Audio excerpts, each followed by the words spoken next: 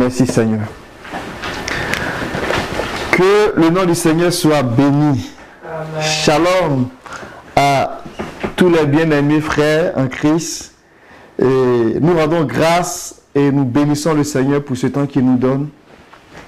Et ce matin, le partage que le Seigneur a mis sur mon cœur concerne l'Église. Donc, si je vais intituler ce partage, je l'intitulerai ainsi: l'Église locale et les dons du ministère. Amen. Amen. Mais en réalité, je ne voulais pas que ce soit une parabole. Parce que le message même que je vais, le titre que je voulais donner, c'était le mystère du chandelier et de l'étoile. Mais quand on dit mystère, ça met déjà une barrière. Et ça fait que l'esprit n'a pas, des fois, ou bien dans certaines circonstances, la capacité de saisir ces choses-là. Mais alors que on va considérer l'église locale et les dons de ministère, gardons à l'esprit que nous serons en train de parler du chandelier, du mystère du chandelier et du mystère de l'étoile. En d'autres termes, le mystère du chandelier et de l'étoile.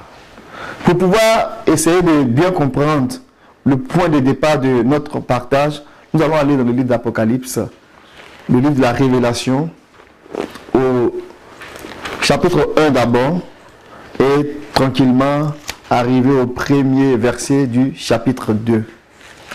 Amen. Que le Seigneur bénisse sa parole. Amen. Lorsque nous considérons ce précieux livre, le dernier livre de la Révélation, dans le sens que, même si ce n'est pas le livre, chronologiquement parlant, qui apparaît, le Seigneur a voulu que ce livre soit un dernier, parce que c'est le Maître lui-même qui s'exprime pour montrer comment est-ce que les choses rentrent dans leur accomplissement. Donc, il vient comme dit, il est l'alpha de l'Église, mais c'est lui qui est aussi l'oméga de l'Église. Donc, il vient fermer le livre de son projet pour nous faire entrer pleinement dans ce qu'il a commencé à faire pour nous depuis le début. Donc, le Seigneur, lorsqu'il se révèle à notre frère Jean, il va lui montrer des images très puissantes. On ne peut pas rentrer dans tous ces détails, mais on va prendre celles qui nous intéressent, celles qui vont nous parler ce matin pour faire bien asseoir la compréhension du sujet que j'ai intitulé tantôt « L'Église locale et les dons de ministère ». Apocalypse chapitre 1, on va lire le verset 11 et après on va aller au verset 16 et après on ira au verset 20 pour le chapitre 1. Donc le frère Amen pourra faire la lecture pour nous. Amen. Apocalypse 1 verset 11 qui disait: ce que tu vois, écris-le dans un livre et envoie-le aux 7 églises, à Éphèse, à Smyrne, à Pergame, à Thyatire, à Sardes, à Philadelphie et à Laodicée. Verset 16. Il avait dans sa main droite 7 étoiles. De sa bouche sortait une épée aiguë à 2 tranchants, et son visage était comme le soleil lorsqu'il brille dans sa force. Verset 20. Le mystère des 7 étoiles que tu as vues dans ma main droite et des 7 chandeliers d'or. Les 7 étoiles sont des anges des 7 églises, et les 7 chandeliers sont les 7 églises. Amen.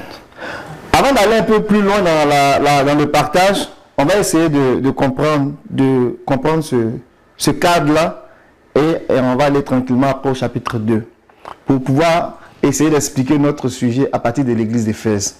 Donc, le Seigneur il donne la révélation ici à notre frère Jean et il lui montre 7 églises. Et dans ces 7 églises figure l'église d'Éphèse. Et dans la façon dont il s'est présenté à l'église, nous avons dit que tout ce que Jean a vu était très symbolique. Et Et à chaque fois qu'il se présentait à une église, il utilisait l'une des images parce qu'il avait un message très fort. Et dans ce qui apparaît dans les images, dans l'une des images, ou dans quelques images que Jean a vues d'abord le Seigneur qui marchait au milieu des 7 chandeliers. Donc, il marchait au milieu des 7 chandeliers, et ces 7 chandeliers sont les 7 églises. Amen. On peut le voir au verset 13. Il dit, je commence à lire au verset 12. Je me retournai pour voir celui qui parlait avec moi. Quand je me fus retourné, j'ai vu 7 chandeliers. Dans notre version, on dit 7 porte-lampes d'or. Et au milieu des 7 chandeliers, quelqu'un ressemblait à un fils de l'homme. Amen. Donc c'est le Seigneur qui était debout et qui marchait au milieu des 7 chandeliers d'or. Donc il marchait au milieu. Lorsqu'on va lire le verset 20 nous dit que ces chandeliers-là sont les églises. Donc il ne marchait pas au milieu de 7 chandeliers physiques, mais il marchait au milieu de 7 chandeliers, mais églises. Amen. Quant au mystère des 7 chandeliers, et au mystère des 7 étoiles que tu as vues dans ma main droite, et aux 7 chandeliers, ou bien aux 7 porte-lampes, les 7 étoiles sont les 7 anges des 7 églises, et les 7 porte-lampes sont les 7 églises. Donc le Seigneur, il marchait au milieu des 7 églises. Le Seigneur, il marchait, il inspectait. Quand on va voir le verset 2, le chapitre 2, le chapitre 3, on voit que le Seigneur inspectait les 7 églises. Et il dit que les étoiles qu'il avait dans la main droite, les 7 étoiles représentent les 7 anges de chacune des 7 églises, de chacune des 7 chandeliers. Donc, quand il va se présenter à l'église d'Éphèse, il va utiliser ces images-là parce qu'il avait un message, un rapport avec ce mystère-là. Donc, à l'église d'Éphèse, voici l'image que le Seigneur va prendre pour se présenter à eux. Le verset 1, chapitre 2. Écrit à l'ange de l'église d'Éphèse. Voici ce que dit celui qui tient les 7 étoiles dans sa main droite, celui qui marche au milieu des 7 chandeliers d'or. Amen. Oh, que le Seigneur nous fasse grâce. Lorsque nous nous approchons de sa parole, que les écailles tombent de nos yeux. Amen.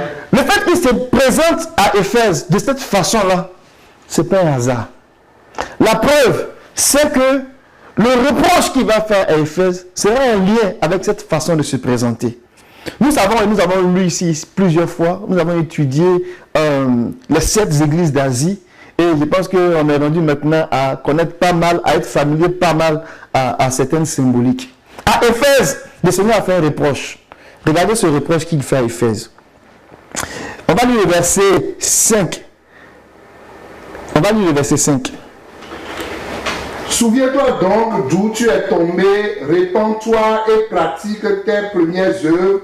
Sinon, je viendrai à toi et j'ôterai ton chandelier de sa place, à moins que tu ne te répandes. Amen. Commençons plutôt au verset 4. On va bien voir le reproche, pas en symbole, mais de façon très claire. Et puis voir aussi, par la suite, qu'est-ce qu'il reproche en fonction de l'image qu'il leur a montrée quand il se présentait. Mais ce que j'ai contre toi, c'est que tu as abandonné ton premier amour. Souviens-toi donc d'où tu es tombé, répands-toi et pratique tes premières œuvres. Sinon, je viendrai à toi et j'ôterai ton chandelier de sa place, à moins que tu ne te répandes. Amen. Le Seigneur reprochait à Éphèse d'avoir perdu son premier amour. Et il dit que la mise en garde, si tu ne te repens pas, si tu ne te souviens pas de d'où tu es tombé, et que tu ne reviens pas à ton premier amour, voici ce qui va t'arriver. Je déplacerai ton chandelier.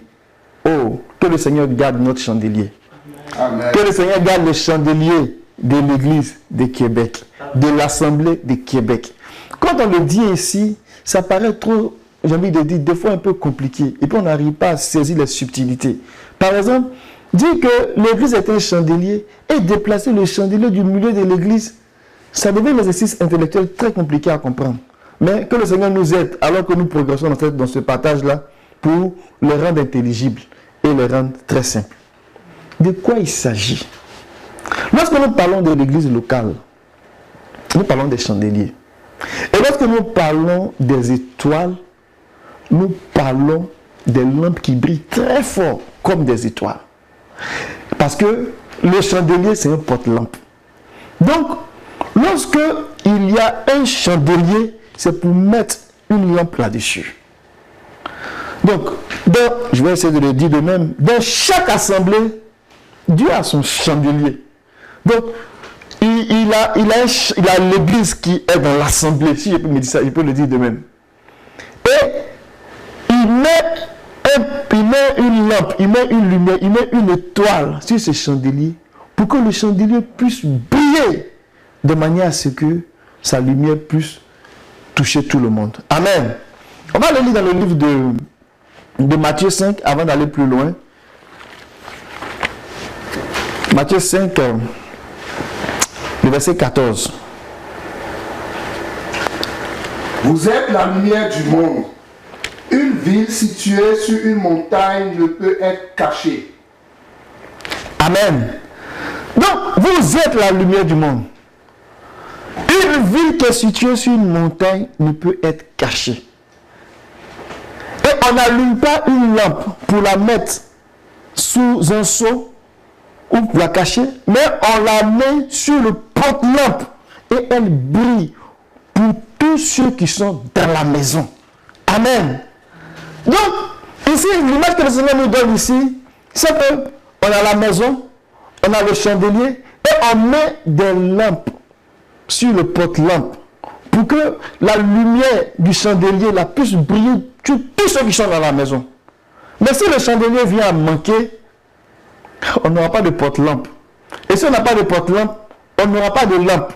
Et si on n'aura pas de lampe, on n'aura pas de lumière. Et si on n'a pas de lumière, on est dans les ténèbres.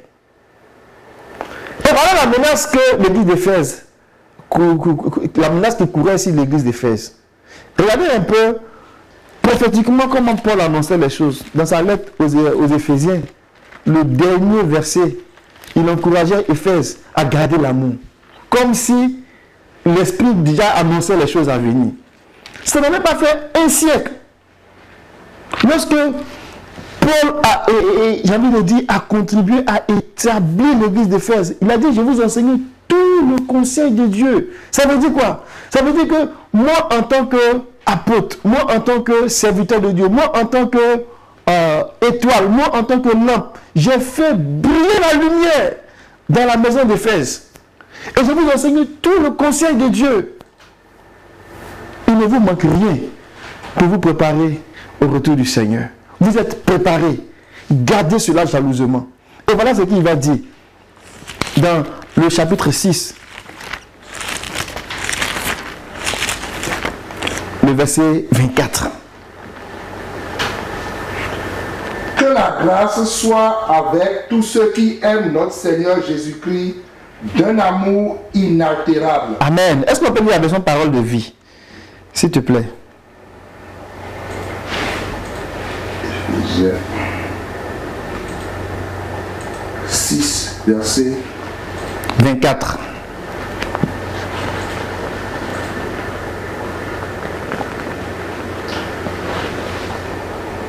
Que la grâce de Dieu soit avec tous ceux qui aiment notre Seigneur Jésus-Christ d'un amour inaltérable. Ah, c'est la parole de vie, hein? Oui. Ok. La parole de vie. Que Dieu bénisse tous ceux qui aiment notre Seigneur Jésus-Christ d'un amour qui ne meurt pas. Amen. Amen. Amen. Que le Seigneur bénisse tous ceux qui aiment. Que le Seigneur bénisse tous ceux qui aiment notre Seigneur. Que la grâce de Dieu soit sur tous ceux qui aiment notre Seigneur. Et d'un amour qui ne meurt pas. Paul dit aux Éphésiens, quelques années après, alors que le maître, le propriétaire de l'église, il vient inspecter les églises, il se rend compte que l'amour d'Éphèse s'est altéré. Imaginons-nous, quelques années plus tard seulement, en moins d'un siècle, et on est rendu en 2000, plus de 2000 ans. Qu'adviendra-t-il de l'église après 2000 ans? Qu'est-ce qui est devenu de l'église après 2000 ans?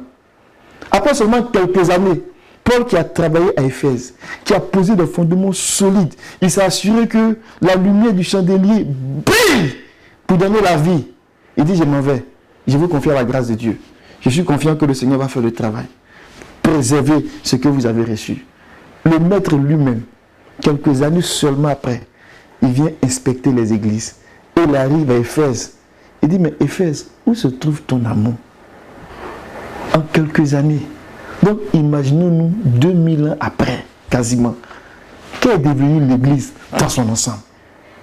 Ma prière ce matin, c'est que l'église locale, qui est l'église de Dieu, qui est le chandelier de Dieu, qui est le porte-lampe de Dieu, soit toujours vivante et garde ses lampes allumées. Garde, on va dire, ses lumières, ses étoiles sur le porte-lampe et que la lumière brille et que nous puissions demeurer toujours dans l'amour du Seigneur fidèle en attendant le Maître.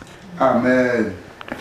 On va peut-être aller un peu plus loin pour essayer de voir comment nous pouvons rentrer encore dans cette méditation ce matin. Lorsque nous parlons de l'Église, nous parlons simplement de cette assemblée que Dieu appelle à sortir. On va lire par exemple dans Matthieu, chapitre 2. Pour bien comprendre cette notion d'église, église locale, don de ministère, qu'est-ce qu'on veut dire exactement pour ramener les choses dans un langage très simple et intelligible pour nous ce matin, par la grâce de Dieu. Amen. Dans Matthieu chapitre 2, le verset 15. Il y resta jusqu'à la mort d'Hérode, afin que s'accomplisse ce que le Seigneur avait annoncé par le prophète. J'ai appelé mon fils hors d'Égypte. J'ai appelé mon fils hors d'Égypte. Alléluia. On connaît bien cet épisode-là. Donc, quand Hérode voulait exterminer physiquement l'enfant Jésus, le Seigneur a informé les parents, on va dire dans la chair de l'enfant Jésus, d'aller se cacher en Égypte.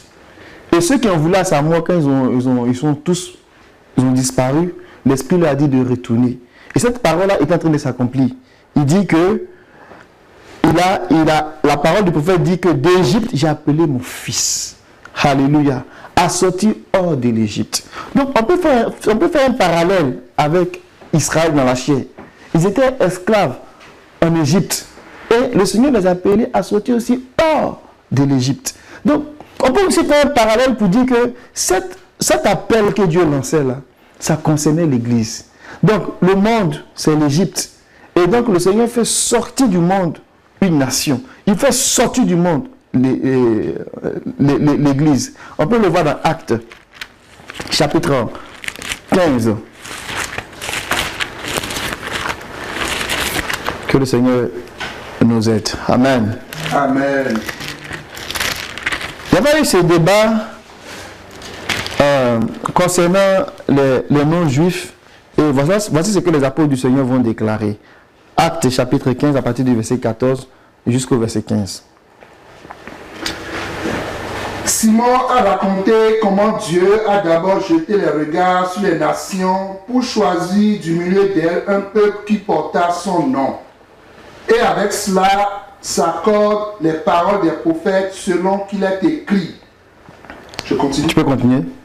Après cela, je reviendrai et je relèverai de sa chute la tente de David. Amen. J'en réparerai les ruines et je la redresserai, afin que le reste des hommes cherche le Seigneur, ainsi que toutes les nations sur lesquelles mon nom est invoqué, dit le Seigneur, qui fait ces choses et à qui elles sont connues de toute éternité. Amen. Donc, ici on montre que le projet du Seigneur, c'était d'appeler d'entre les nations une nation qui est l'Église. Et cette nation-là, c'est l'ensemble des Juifs qui ont cru et des non-Juifs qui ont cru, qui forment cette nation, qui forment l'Église. Donc l'Église, en fait, c'est l'ensemble de tous ceux qui sont nés de nouveau, nés de l'Esprit, dispersés dans le monde. On va le voir dans Jean, chapitre 50, Jean 11, pardon, verset 52. Il n'y a pas Jean 50. C'est un lapsus. Jean 11. Jean 11, verset 52. Et ce n'était pas pour la nation seulement, c'était aussi afin de réunir en un seul corps les enfants de Dieu dispersés. Amen. De réunir en un seul corps les enfants de Dieu dispersés. Donc l'église, c'est un corps, c'est le corps du Seigneur. Amen. Et les apôtres l'ont compris. Ils sont rentrés dans la vision du Seigneur. On ne va pas s'attarder sur pas mal de définitions, mais je vais vous amener tranquillement à bien saisir notre sujet de ce matin. Allons-y dans 1 Corinthiens, le dernier chapitre, donc le chapitre 16, je pense bien. On va aller au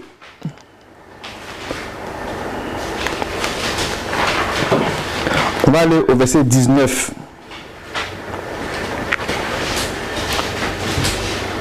Les églises d'Asie vous saluent.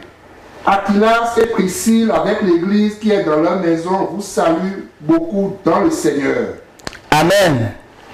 Donc, ici, les apôtres l'ont compris. Et ils sont rentrés dans la vision du Seigneur.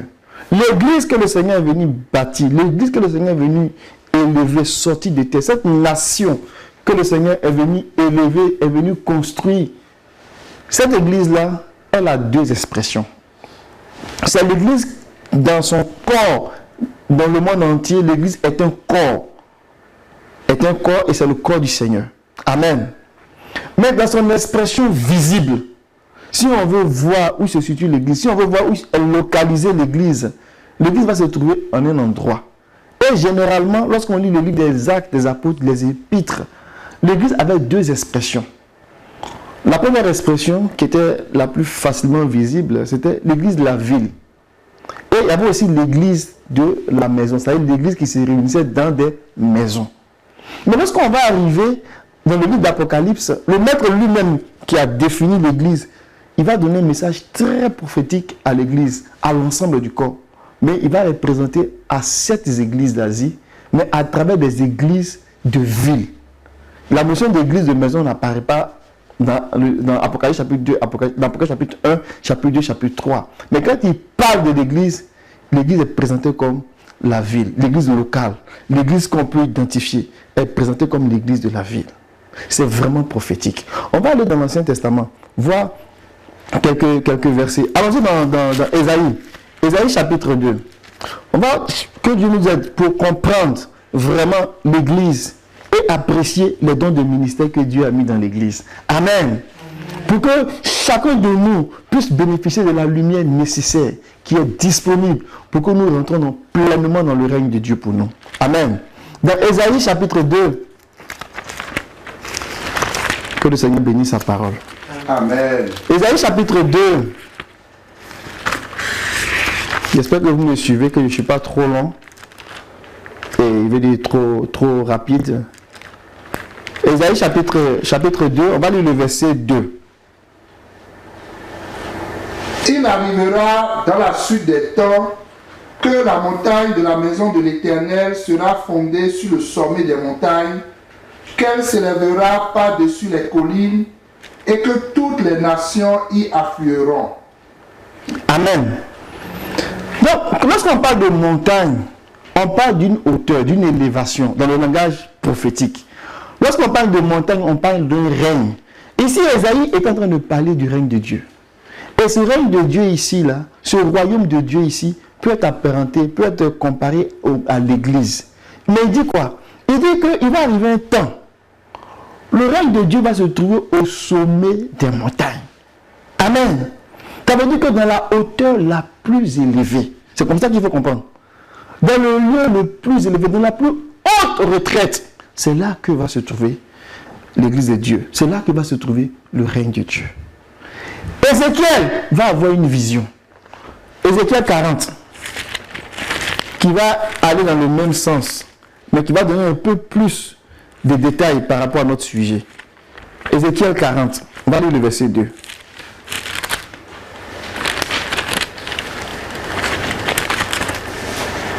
Tu peux commencer à faire du verset 1. Ok. La 25e année de notre captivité, au commencement de l'année, le 10e jour du mois, 14 ans après la ruine de la ville, en ce même jour, la main de l'Éternel fut sur moi, et il me transporta dans le pays d'Israël. Il m'y transporta dans des visions divines et me déposa sur une montagne très élevée où se trouvait au midi comme une ville construite. Alléluia. Dans la version ici, je lis à partir du verset 2, dans des visions divines, il m'amena en Israël et me déposa sur une très haute montagne. Au midi, il y avait là comme des bâtiments d'une ville. Alléluia. Des bâtiments d'une ville en construction. Et lorsque le Seigneur va parler dans Matthieu, il va dire quelque chose de très intéressant, ce qu'on a lu tantôt. Dans Matthieu chapitre 5, il va parler d'une ville. Alléluia. Il parlait de l'église. Alléluia. Il parlait de l'église. Il parlait de l'église. Dans Matthieu chapitre 5, à partir du verset, juste le verset 14. Vous êtes la lumière du monde. Une ville située sur une montagne ne peut être cachée. Alléluia. Et ça il dit, le règne de Dieu sera sur le sommet de la montagne. Sur une montagne très élevée. Ça, c'est le témoignage d'Ésaïe. Ézéchiel vient, il a un témoignage. Il dit, j'ai été transporté dans des visions divines sur une très haute montagne. Et là-bas, j'ai vu comme une ville en construction. Amen. Amen. Et le Seigneur, il vient, il dit, une ville qui est située sur une montagne, elle ne peut pas être cachée. Cette ville-là, c'est l'église. Mais le Seigneur, il parle dans un langage pour nous conduire tranquillement, doucement vers son projet. Ce ne sont pas des paroles en l'air, ce ne sont pas des symboles pour des symboles. Le Seigneur avait un but précis, il avait une cible qu'il voulait atteindre.